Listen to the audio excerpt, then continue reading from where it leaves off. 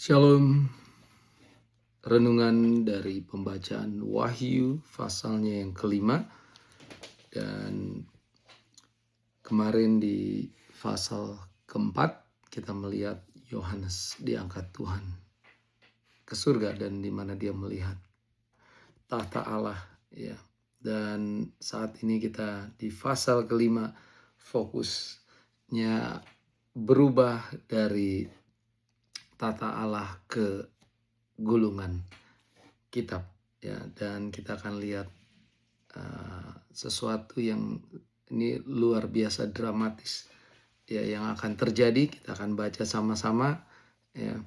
Wahyu 5, kitab yang dimeterai dan anak domba, judulnya. Ayat 1, maka aku melihat di tangan kanan dia yang duduk di atas tahta itu sebuah gulungan kitab, ya. Jadi di tangan dia, Allah Bapa yang duduk di atas tahta, sebuah gulungan kitab yang ditulis sebelah dalam dan sebelah luarnya dan dimeteraikan dengan 7 meterai. Jadi kita lihat sini gulungan kitab itu ditulis di sebelah dalam dan di sebelah luar, terus dimeteraikan dengan 7 meterai. Ya, kita tahu angka 7 selalu ada dalam firman Tuhan sebagai simbol yang mengartikan kesempurnaan, ya. Dan saya percaya semuanya itu sempurna, dan di hadapan Tuhan nggak ada yang kebetulan, ya. Semuanya memang sudah didesain secara sempurna, utuh, nggak ada yang nggak utuh, ya. Dan aku melihat seorang malaikat yang gagah yang berseru dengan suara nyaring, katanya, siapakah yang layak membuka gulungan kitab itu dan membuka meterai-meterainya, ya. Di sini malaikat yang gagah bilang, katanya, siapa yang layak, ya. Bukan dibilang siapa yang berkuasa, siapa yang kuat, siapa yang punya power, tapi yang layak, ya. Wow, luar biasa. Tetapi tidak ada seorang pun yang di sorga atau yang di bumi atau yang di bawah bumi yang dapat membuka gulungan kitab itu atau yang dapat melihat sebelah dalamnya.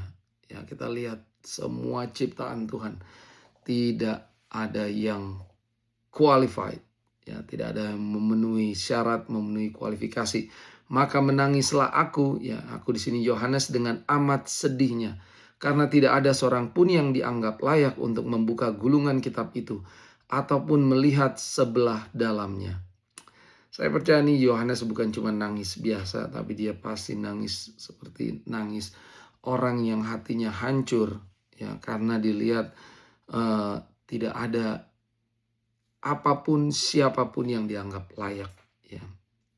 Lalu berkatalah seorang dari tua-tua itu kepadaku, janganlah engkau menangis, sesungguhnya singa dari suku Yehuda, yaitu tunas Daud, telah menang, sehingga ia dapat membuka gulungan kitab itu dan membuka ketujuh meterainya. Wow, ya, kita tahu siapa itu singa dari suku Yehuda, yaitu Tuhan Yesus. Dia juga tunas Daud, lahir dari garis keturunan Raja Daud, ya.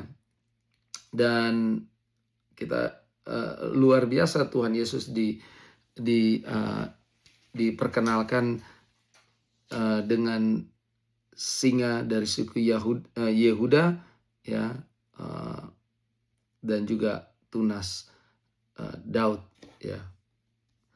Maka aku melihat di tengah-tengah tahta dan keempat makhluk itu, dan di tengah-tengah tua-tua itu berdiri seekor anak domba seperti telah disembelih, bertanduk 7 dan bermata 7. Sekali lagi, angka 7, angka kesempurnaan. Itulah ketujuh roh Allah yang diutus ke seluruh bumi, ya.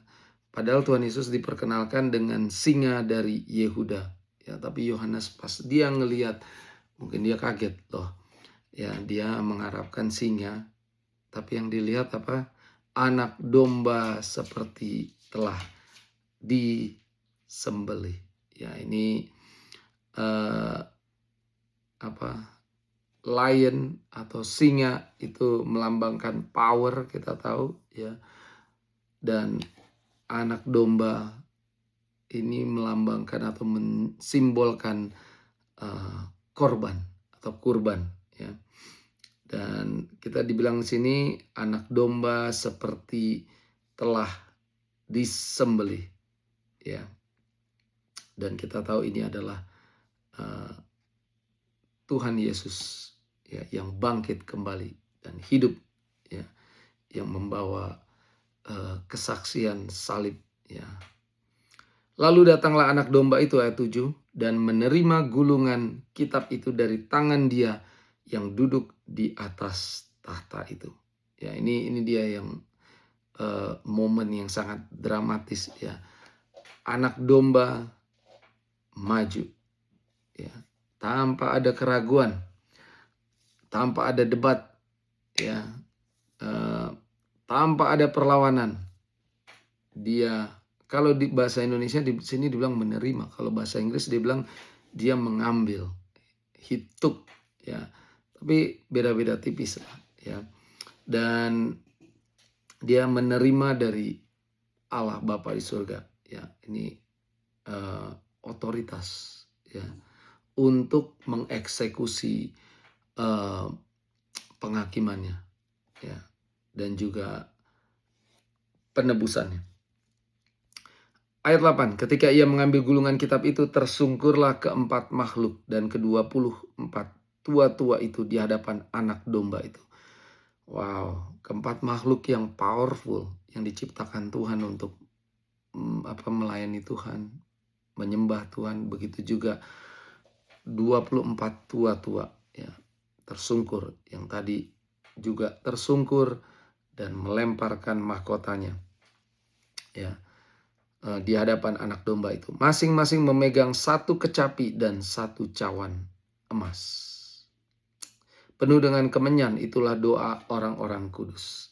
Wow, Tuhan gak pernah lupa dengan doa-doa kita, ya. Doa-doa kita Tuhan kumpulin di surga, ya. Makanya dibilang katanya air mata kita aja Tuhan taruh di dalam kirbatnya. Doa-doa kita Tuhan juga taruh, disimpan, gak ada yang dilupakan. Makanya inilah pentingnya kita berdoa. Jangan jemu-jemu berdoa, berjaga-jaga dan berdoa. Yang gak ada doa yang dilupakan Tuhan. Mungkin ada kita merasa Tuhan udah lama berdoa, Tuhan pasti lupa. Ya, jangan khawatir. Ayat ini menghibur kita harusnya, bahwa doa-doa kita Tuhan gak lupakan, ya.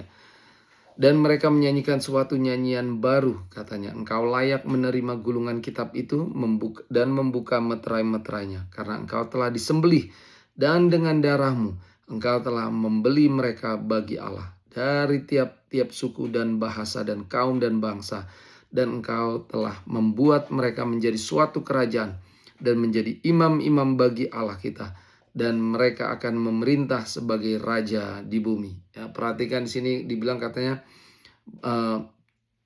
nyanyian ini bukan untuk malaikat-malaikat, ya. Nyanyian ini bukan tentang malaikat, tentang anak domba, ya. Kenapa dia layak?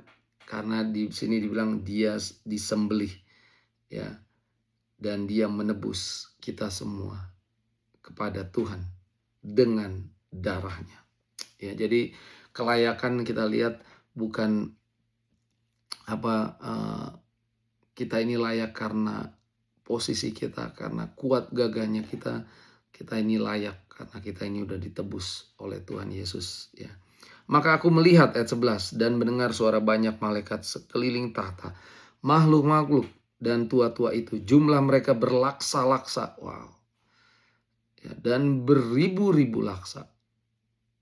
Wow, saya nggak tahu, nggak kebayang berapa banyak. Ya, sekarang kita lihat penyembahan semakin meluas, semakin besar. Kenapa? Banyak di sini kita lihat makhluk-makhluk lain, ya, malaikat join pujian penyembahan ini. Wow, saya nggak sabar melihat dan join berpartisipasi dalam pujian penyembahan nanti, ya. Katanya dengan suara nyaring, anak domba yang disembelih itu layak untuk menerima kuasa, kekayaan, hikmat, kekuatan, hormat, kemuliaan, dan puji-pujian. 7 ya, 7 atribut milik Tuhan Yesus ya, dan 7 ini simbol kesempurnaan ya. Kuasa, kekayaan, hikmat, kekuatan, hormat, kemuliaan, puji-pujian. Haleluya. Dan aku mendengar semua makhluk yang di sorga dan di bumi dan yang ada yang di bawah bumi dan yang di laut dan semua yang ada di dalamnya berkata, bagi Dia yang duduk di atas tahta dan bagi Anak Domba adalah puji-pujian dan hormat, kemuliaan dan kuasa sampai selama-lamanya. Ayat terakhir, dan keempat makhluk itu berkata, amin. Dan tua-tua itu pun jatuh tersungkur lagi dan menyembah. Ya, akhirnya kita lihat kata terakhir di pasal 5 ini adalah menyembah. Ya, ini yang kita lihat nanti di surga. Ya, di surga nanti semuanya tentang pemujaan. Ya, kita akan menyembah Anak Domba yang sudah memberikan nyawanya, menumpahkan darahnya untuk pengampunan dosa kita, penebusan kita kepada Bapa di surga, sehingga yang tadinya hubungan kita hancur ya antara manusia dan Allah Bapa, Tuhan Yesus datang menjembatani sehingga kita punya hubungan lagi dengan Bapa di surga ya. Dan di sini kita lihat ya, kalau pasal 4 kemarin tentang penglihatan tahta Allah, pasal 5 kita melihat Anak Domba yang layak, yang mengambil atau menerima gulungan kitab ya, yang ada tulisan di dalam, di luar, dan gulungan itu tertutup ya, disegel dengan 7 segel atau 7 meterai ya.